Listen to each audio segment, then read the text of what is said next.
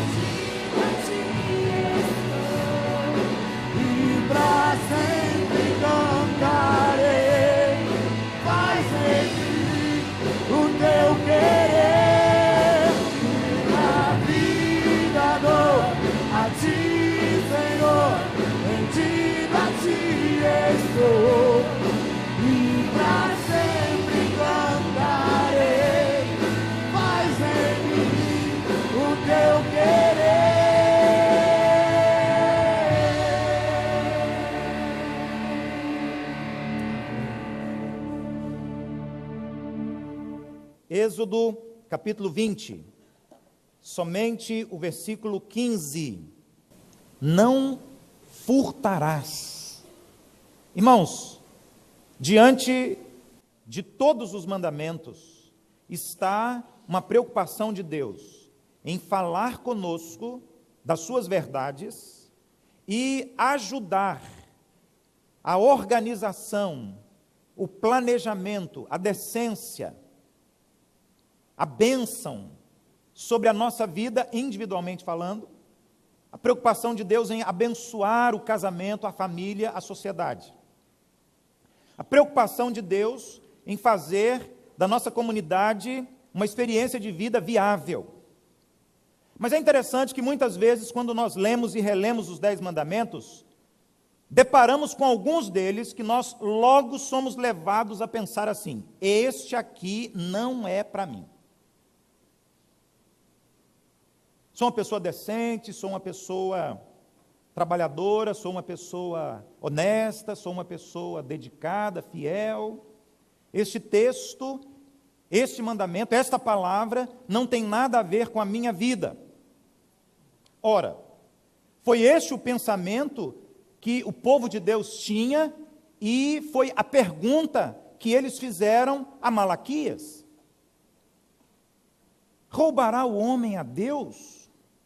Desobedeceria o homem a Deus no mandamento 8º, não furtarás, não roubarás, não tomarás para si aquilo que não lhe pertence, mas pertence a outro, e neste caso, será que alguém seria corajoso o suficiente para roubar a Deus?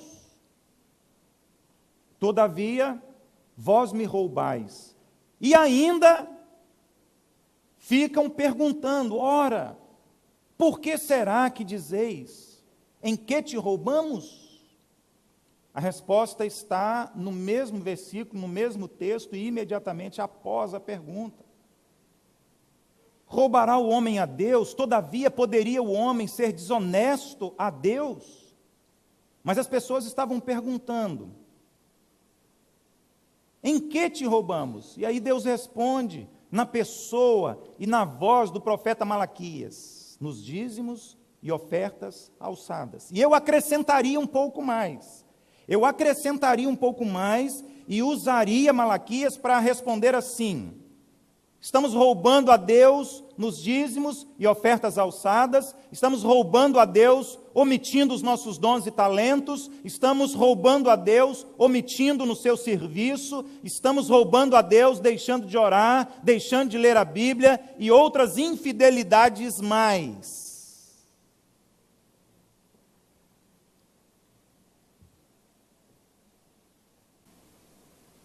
Por mais incrível que pareça, portanto, irmãos, esse mandamento também é para nós, porque até dentro da igreja do Senhor Jesus, nós temos pessoas desonestas que estão roubando a Deus. E o grande problema é que algumas pessoas ainda são capazes de usar a própria Bíblia para justificar o seu pecado. Porque um dos textos que nós mais gostamos e usamos acerca da fidelidade nos dízimos e ofertas, segunda carta aos Coríntios, capítulo 2, versículo 7, diz que Deus ama aquele que contribui com alegria. Ora, pastor, a Bíblia diz, cada um contribua segundo propôs no seu coração, não com tristeza ou por necessidade, porque Deus ama ao que dá com alegria. E hoje eu não estou feliz, hoje eu não estou alegre, hoje eu estou triste, hoje eu estou chateado e eu não estou alegre. É porque hoje é o dia de consagrar os dízimos e ofertas. Amanhã eu já volto com a minha alegria e com a minha felicidade. É só hoje que eu estou triste e poderia, talvez, quem sabe, contribuir com algum constrangimento, sentindo alguma forçação de barra, alguma obrigação. Vejam como o inimigo é sagaz e a astúcia dele nos engana com tanta facilidade. Ora, foi exatamente o que o Lapeta fez com Adão e Eva no Jardim do Éden. Chegaram para os dois, para o primeiro casal, dizendo assim: olha, vocês não entenderam bem, não foi exatamente assim que Deus queria dizer, vocês decodificaram equivocadamente as palavras do Senhor. E aí distorceu tudo, Adão e Eva foram na lábia de Satanás e vejam o que aconteceu.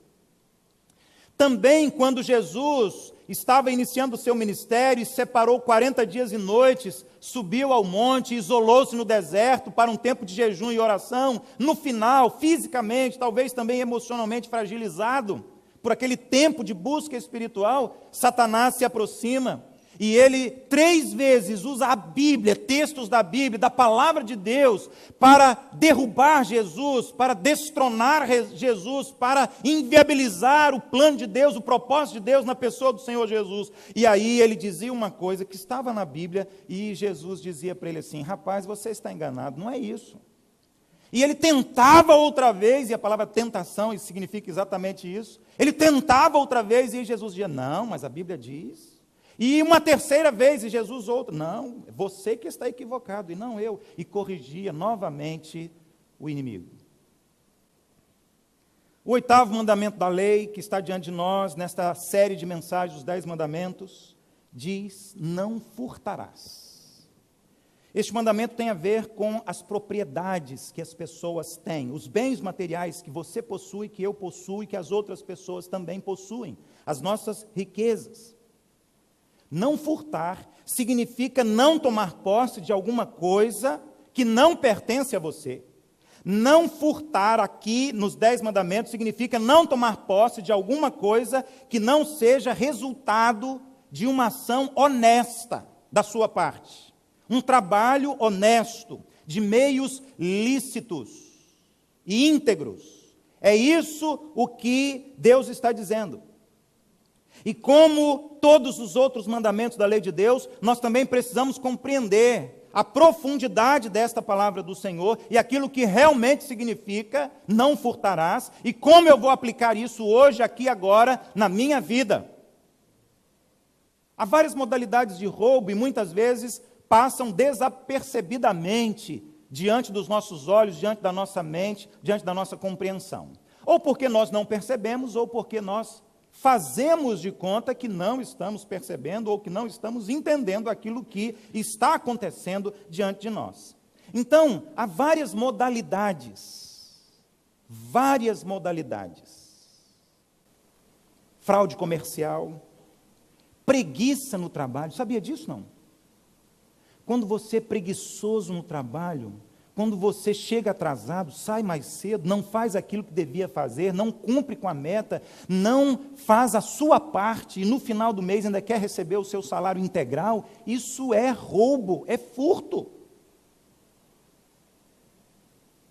Exploração de preços, falsificação de produtos, suborno, desvios, agiotagem, enfim, toda ação desonesta, fraudulenta e muitas vezes violenta, injusta e maldosa contra o outro.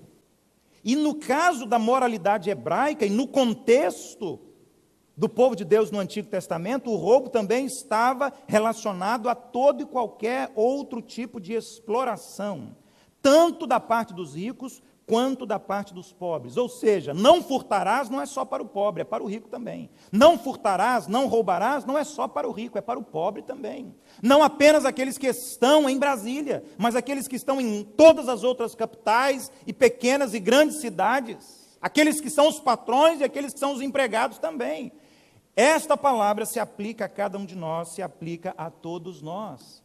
Meus irmãos, quando eu digo aqui que há vários tipos de roubo, algumas vezes roubos e furtos que nós nem imaginamos. Por exemplo, lendo a mensagem de um pregador esta semana, ele estava dizendo o seguinte: um pastor está roubando a sua igreja quando ele não prega toda a palavra de Deus para o seu povo. Porque ele está furtando, ele está roubando da sua igreja, privando a sua igreja de receber toda a palavra de Deus que ela precisa receber.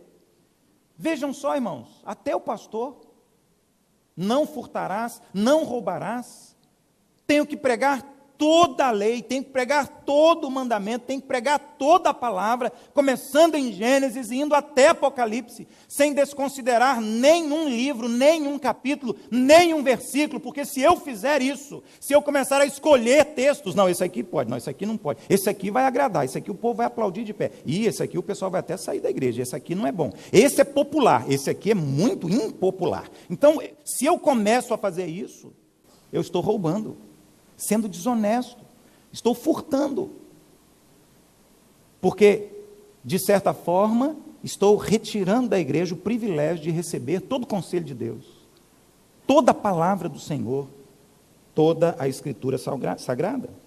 A Bíblia diz em 2 Samuel 15,6 que Absalão roubou o coração do povo.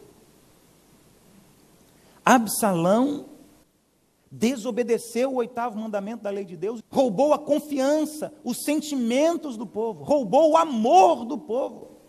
Tem gente roubando até beijo, sabia disso?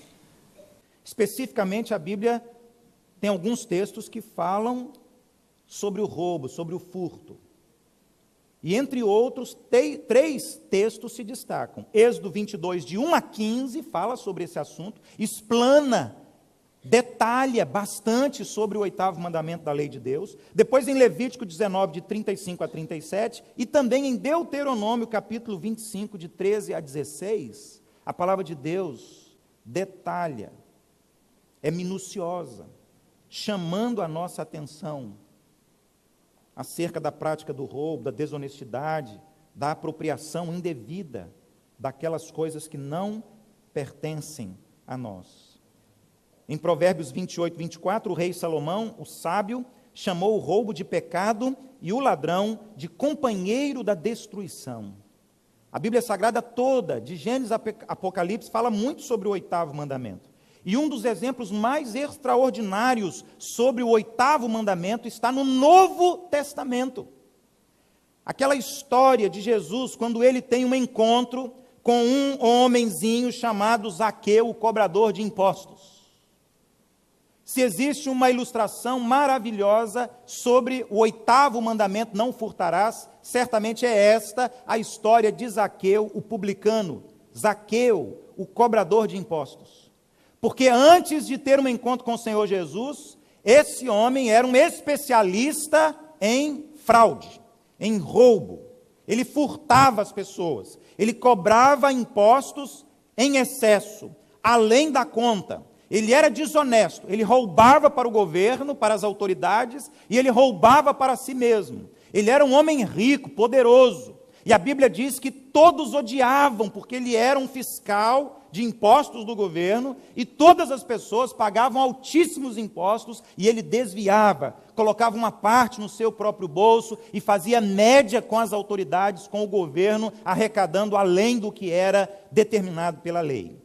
Então, este homem, Zaqueu, o publicano, o cobrador de impostos, ele estava o tempo todo desobedecendo o 8º mandamento. Mas um dia a Bíblia diz que Jesus passou pela cidade onde Zaqueu morava, e Zaqueu, curioso, queria ver Jesus, e Jesus, sabendo de Zaqueu, conhecendo Zaqueu, e querendo deixar para nós, para esses 2000 anos de história da igreja, um extraordinário modelo, exemplo, ilustração, acerca do 8º mandamento, foi até a casa de Zaqueu. E o que é que aconteceu? Você conhece a história melhor do que eu. A Bíblia diz que a presença de Jesus transformou completamente a vida daquele homem.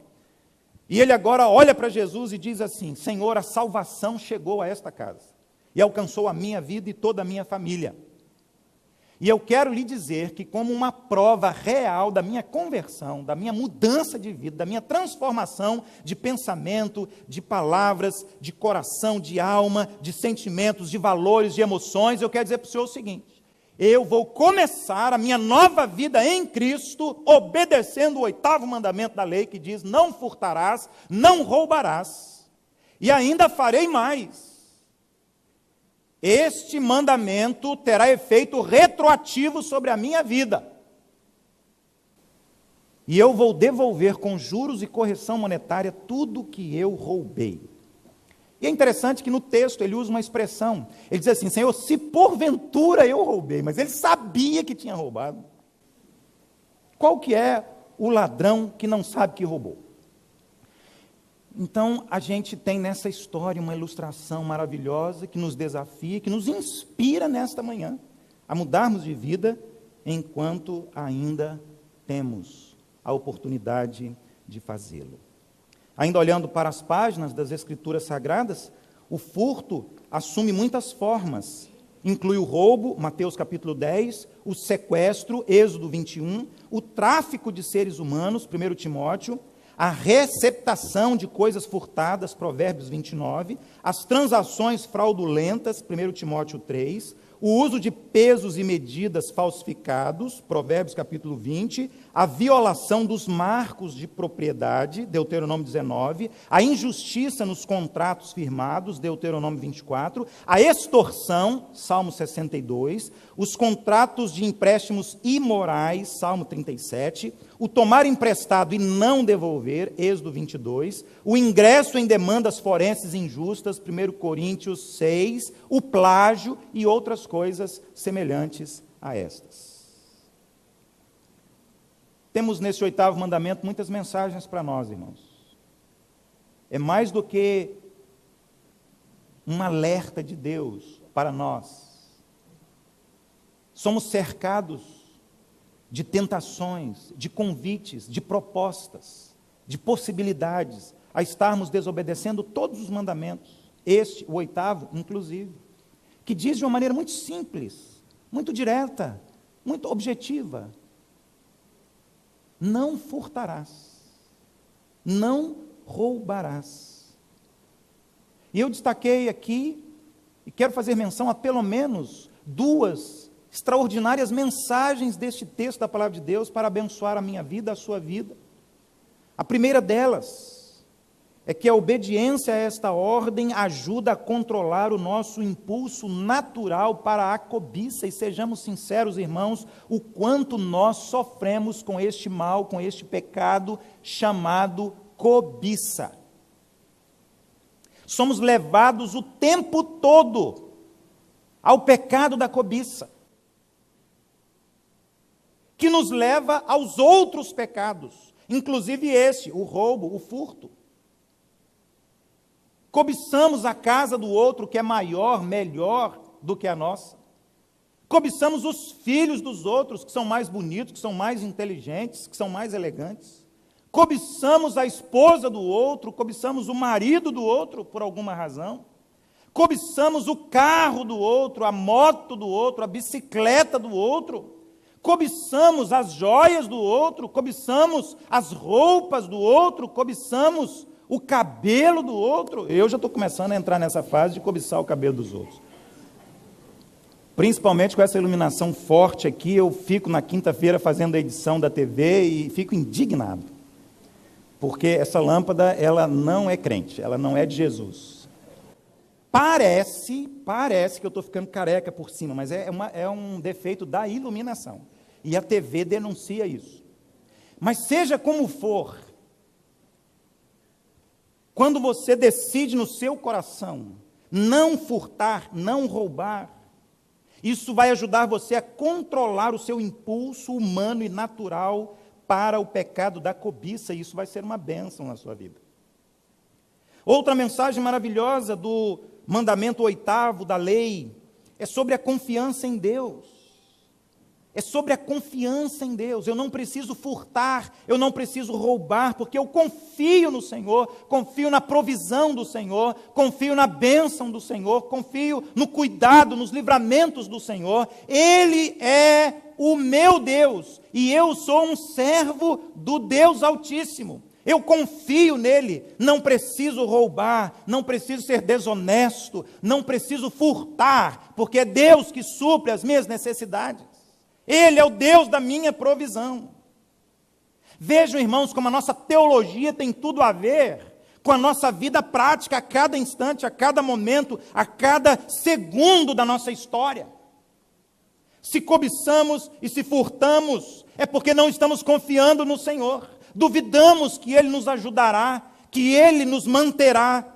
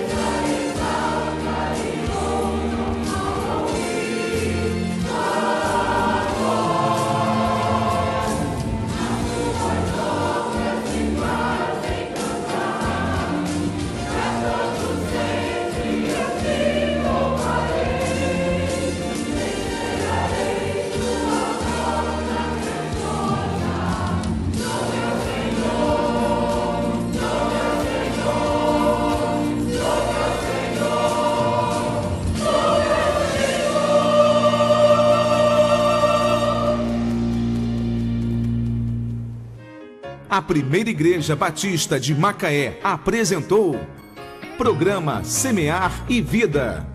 Obrigado pela sua audiência e até o nosso próximo programa. Deus continue abençoando a sua vida.